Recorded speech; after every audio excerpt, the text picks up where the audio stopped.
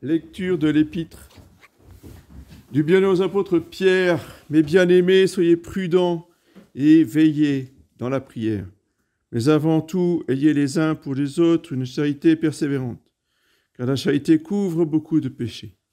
Exercez entre vous l'hospitalité sans murmurer. Que chacun mette au service des autres le don qu'il a reçu, comme étant de fidèles dispensateurs des multiples bienfaits de Dieu. Si quelqu'un parle, que ce soit comme si Dieu parlait.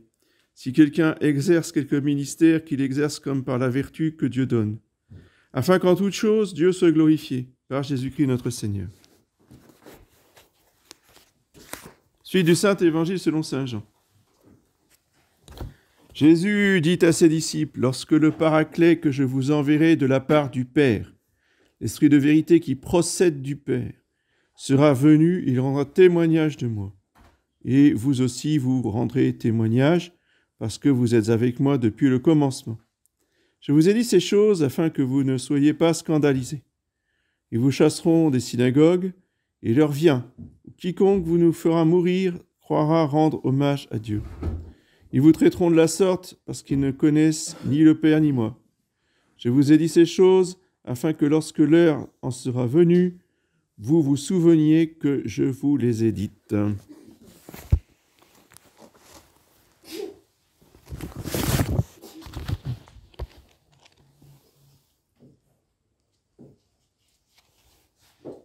C'est les annonces de la semaine. Donc aujourd'hui, nous sommes le dimanche dans l'octave d'Ascension. Lundi 17, Saint Pascal Bellon. Mardi 18, Saint Venance. Mercredi 19, Saint Pierre Célestin. Jeudi 20, octave de l'Ascension. Vendredi 21, après l'octave. Samedi 22, Vigile à Pentecôte. Dimanche 23, dimanche de la Pentecôte. Donc les messes aux horaires habituels. Lundi, mardi à 9h. Mercredi, jeudi à 9h30 à Peumerit. Vendredi, samedi à 11h. Et dimanche prochain à 10h comme d'habitude. Donc je rappelle que pour la Vigile à Pentecôte, il y a jeûne et abstinence.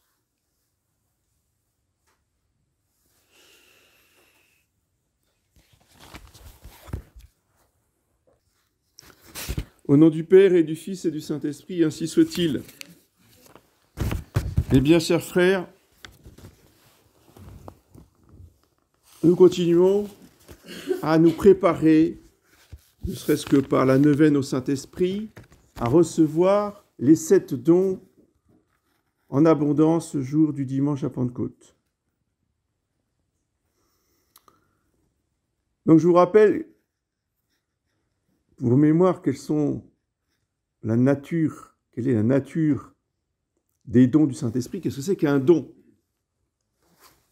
Vous savez qu'il y a les vertus, il y a les 7 vertus infuses dans notre âme, les 3 vertus théologales, la foi, l'espérance, la charité, les vertus morales, la prudence, la justice, la force et la tempérance. Alors les vertus, ce sont les efforts que nous faisons avec l'aide de la grâce. Et l'image qu'on donne aux enfants, c'est le bateau à rame. Quand on rame, ça c'est la vertu. C'est fatigant, parce qu'on fait des efforts. Les dons, c'est le moteur qui est à l'arrière. Si on met en marche le moteur, tout de suite ça avance beaucoup plus vite et avec beaucoup moins d'efforts. Bon, c'est une image. Mais le don, effectivement, est un moteur qui va mettre en action, dans toute sa puissance, les vertus. C'est-à-dire ce que nous faisions par vertu, avec effort, nous faisons la même chose, extérieurement parlant. C'est-à-dire que l'action ne diffère pas, sauf qu'elle est beaucoup plus facile, beaucoup plus puissante, beaucoup plus efficace, quand elle est faite sous l'impulsion du don que quand elle est faite sous l'impulsion de la vertu.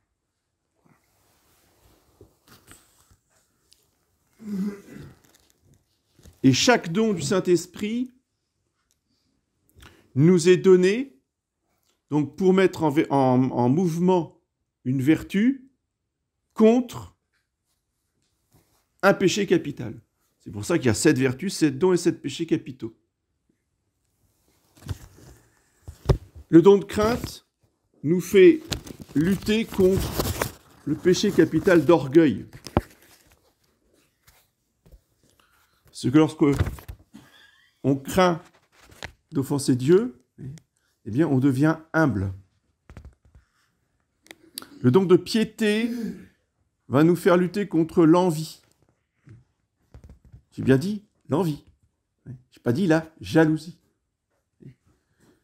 La jalousie, c'est il a une plus belle maison que moi, il a une plus grosse voiture que moi. Ça, c'est la jalousie. Mais le péché capital, dont la jalousie fait partie, c'est l'envie. L'envie, c'est il est plus vertueux que moi, il est plus saint que moi, il accomplit des bonnes œuvres plus puissantes que moi. Donc je lui en veux, donc je suis triste.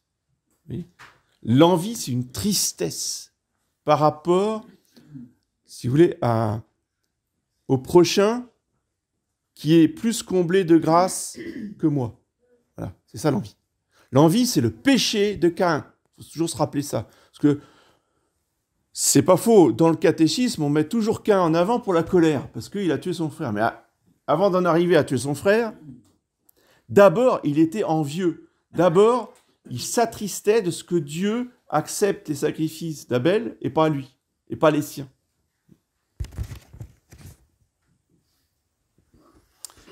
Le don de science qui nous fait voir les choses telles que Dieu les voit, c'est-à-dire le don de science, nous fait voir les créatures dans leur hiérarchie par rapport à Dieu. Oui.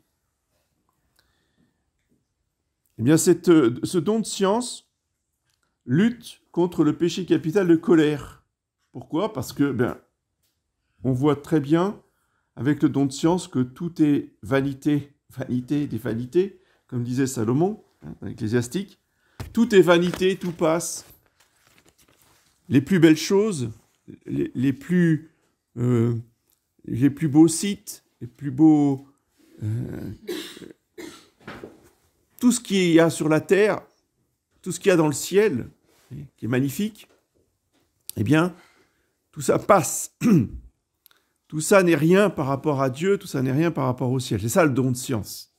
Et donc forcément, cela apaise la colère, parce que la colère, c'est une réaction par rapport aux biens qu'on perd. Si tous les biens que nous avons sont rien, sont de la poussière par rapport à l'éternité, on ne se met plus en colère si on les perd. C'est pour ça que de temps en temps, le bon Dieu nous fait perdre des choses. Ça agace. Mais ce qu'il faut, c'est arriver à ne plus se mettre en colère. Et plus ce que l'on perd est important, plus on doit se détacher, grâce au don de science, et rester calme. Le don de conseil va lutter contre l'avarice. Donc l'avarice, c'est le bien désordonné, l'amour, désordonné des biens de ce monde. Pas forcément que de l'argent, ça peut être de tout. C'est surtout un tourment de devoir se séparer de quelque chose. Alors évidemment, de se séparer de 2 centimes, ça c'est une douleur intolérable, mais ça peut être n'importe quoi. La perte d'un bien aussi, ça peut soit provoquer la colère, soit provoquer l'avarice. Vous voyez ce que je veux dire ? Et le don de conseil, c'est justement de nous détacher, encore une fois, des choses pour les utiliser au bien de tous. Ce que Saint Pierre nous dit dans l'Épître. Cette générosité au bien de tous fait que on va savoir quoi donner, à qui, dans quel moment. Être toujours prêt, justement, à faire les bonnes dépenses dans les bonnes circonstances, faire les bons cadeaux dans les bonnes circonstances. Et tout ça, c'est géré par le don de conseil. faire des choix. Dès qu'on a un choix à faire, vous voyez, don de conseil. Parce que souvent, nos choix sont perturbés par notre avarice, c'est-à-dire qu'on ne veut pas se séparer de quelque chose. Oui, mais tout choix est une mutilation. À partir du moment où vous choisissez quelque chose, vous perdez l'autre solution, l'autre option. Et donc le don de conseil va nous aider justement à avoir cette indifférence ignatienne, qu'on nous apprend dans les exercices. Hein, on fait un choix par rapport à notre salut, avantage, désavantage, avantage, inconvénient. Le don de conseil, c'est le don par excellence pour l'élection. Le don de force va lutter contre le péché capital d'acédie. J'ai dit acédie. J'ai pas dit paresse. Bon, pour les enfants, on dit paresse parce qu'il faut qu'ils comprennent, et puis eux, c'est vrai que c'est leur défaut, enfin, c'est la seule chose qu'ils puissent avoir, c'est le seul péché capital qui puisse se manifester. Vous voyez, on a rarement vu des enfants de 5 ans faire des dépressions nerveuses. Bon, ça, c'est réservé aux adultes. Parce que la dépression nerveuse, c'est de l'acédie. C'est le dégoût de la vie. Qu'est-ce que c'est l'acédie? C'est le dégoût de la vie. Donc on n'a plus envie de rien, on n'a plus envie de manger, on n'a plus envie de travailler, on n'a plus envie de prier, on n'a plus envie de se lever, on n'a plus envie de rien. Oui. C'est contre ce péché capital-là, voyez, que le Saint-Esprit nous donne son don de force. Il ne faut pas penser tout de suite le martyr, oui, je vais aller en prison, je vais souffrir la torture. Non, non, non. Faire son devoir tous les jours monotone, vous voyez, laver, repasser, nettoyer, laver, repasser, nettoyer, laver, repasser, nettoyer. C'est insupportable. Mais avec le don de force, on y arrive. Voyez, c'est justement, et c'est beaucoup plus dur de faire ça tous les jours, des petites choses, que de, bon, allez, une semaine, un mois, 6 mois, on est torturé jusqu'au bout et puis après on meurt. Ça, c'est plus facile, contrairement aux apparences, que de persévérer tous les jours dans les petites choses, dans l'inconnu, dans l'anonymat, sans aucune gloire, sans aucune récompense. Vous voyez, ça, c'est le vrai martyr quotidien. Sainte Thérèse de l'Enfant Jésus, elle disait, c'est le martyr à coup d'épingle. Ça tue pas un coup d'épingle. Hein. Et ça peut durer longtemps. Mais c'est ça le martyr de la vie, du devoir d'État. Et pour ça, il faut le don de force. Le don d'intelligence, c'est le don qui nous fait entrer toujours plus profondément dans les mystères divins. Ça ne veut pas dire qu'on les comprend. Ça veut dire qu'on en saisit mieux, si vous voulez, le contexte, l'harmonie, la cohérence. Plus on médite sur ces mystères divins, plus eh bien, on en découvre des détails qu'on n'avait pas vus avant. Ça, c'est le don d'intelligence. Et ce don d'intelligence, comprenez bien, lutte contre la gourmandise. Parce que quand on comprend, quand on médite les mystères et qu'on vit de ces mystères, eh bien, on est moins porté, voilà, sur la nourriture et la boisson. A contrario, la nourriture et la boisson obscurcissent l'intelligence. Et Monseigneur Gaume a cette réflexion, si vous voulez mesurer le degré de spiritualité d'un peuple, vous comptez les cafés et les restaurants. Ça vous donne... Et c'est très vrai.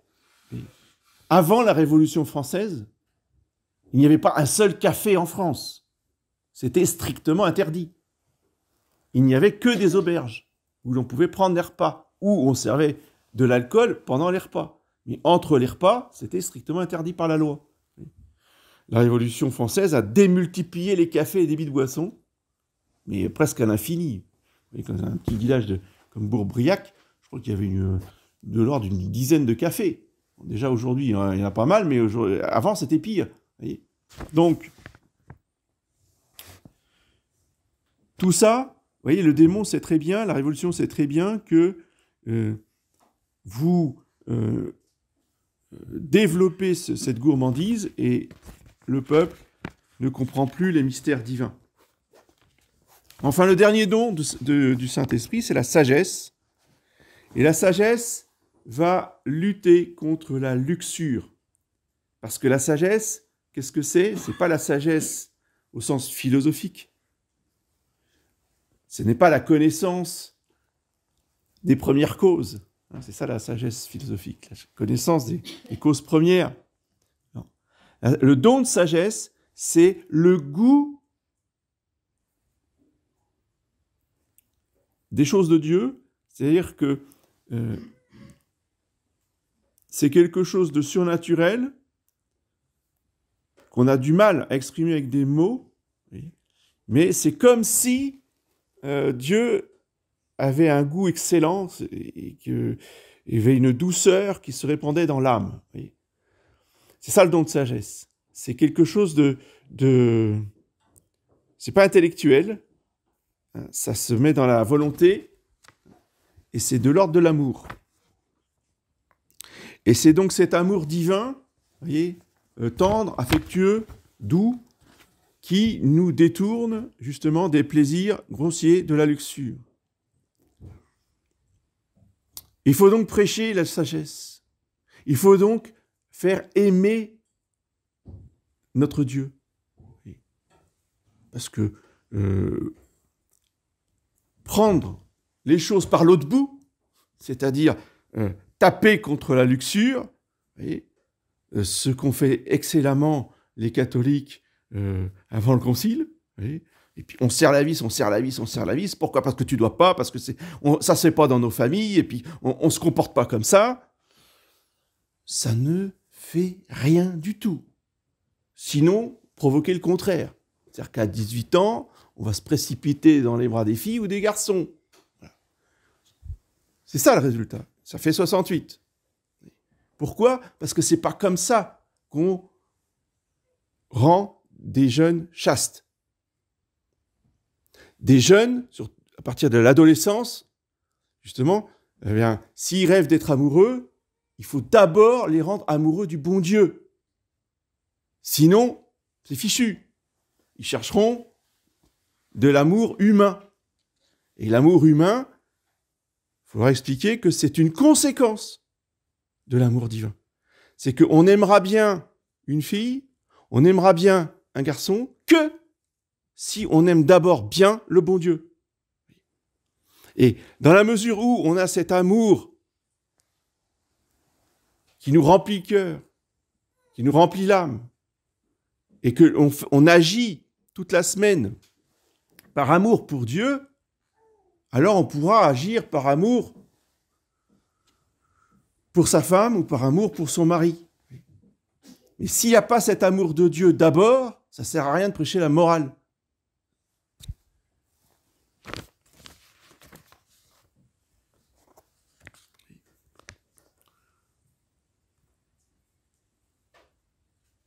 L'obsession sexuelle, ça existe dans le sens négatif. Il n'y a pas que les dépravés. Il y a les jansénistes qui ne pensent qu'à ça, pour lutter uniquement contre ça. Oui. Non, c'est la mauvaise façon de s'y prendre.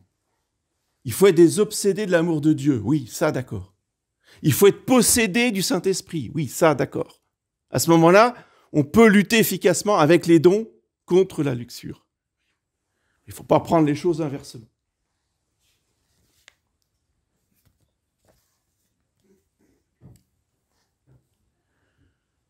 Donc demandons au Saint-Esprit ces 7 dons afin de faire la guerre aux 7 péchés capitaux. Oui. La guerre mondiale, elle est non-stop, elle n'a jamais cessé.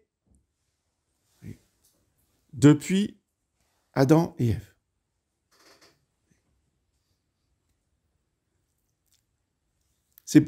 Si on n'a pas compris ça, on n'a pas compris tout l'enjeu de l'humanité, tout ce qui se passe depuis 6000 ans, c'est-à-dire dans l'Ancien Testament, toutes les guerres, dans le Nouveau Testament, toutes les guerres contre l'Église, toutes les oppositions.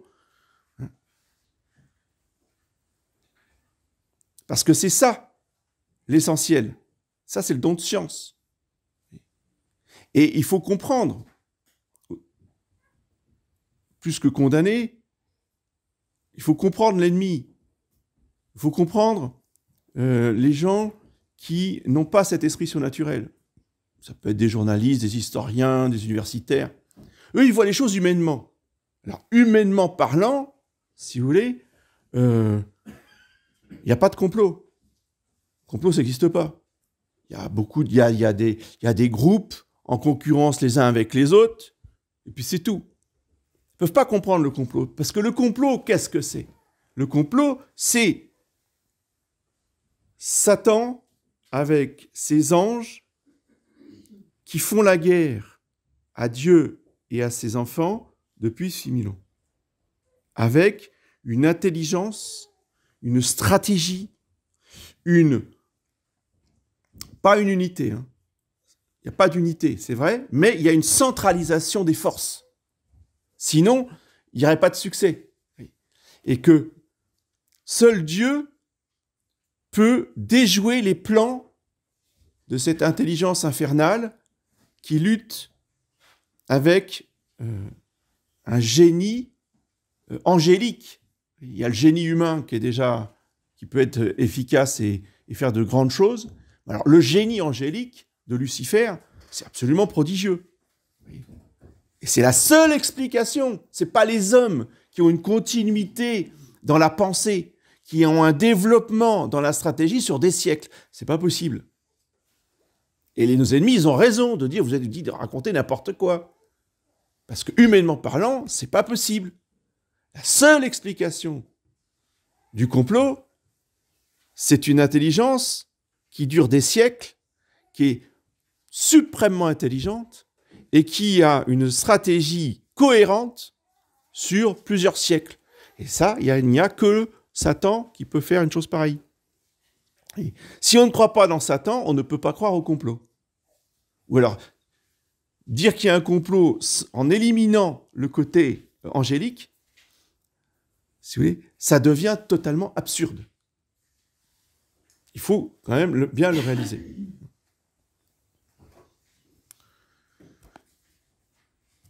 Et c'est le côté intéressant de notre époque que justement sur le devant de la scène médiatique commence à venir l'idée que derrière les responsables politiques, il y a des cultes sataniques. Ça commence à devenir quelque chose qui se répand de plus en plus, et enfin la vérité éclate au grand jour. Mais contre ça, eh bien, il faut un esprit tout aussi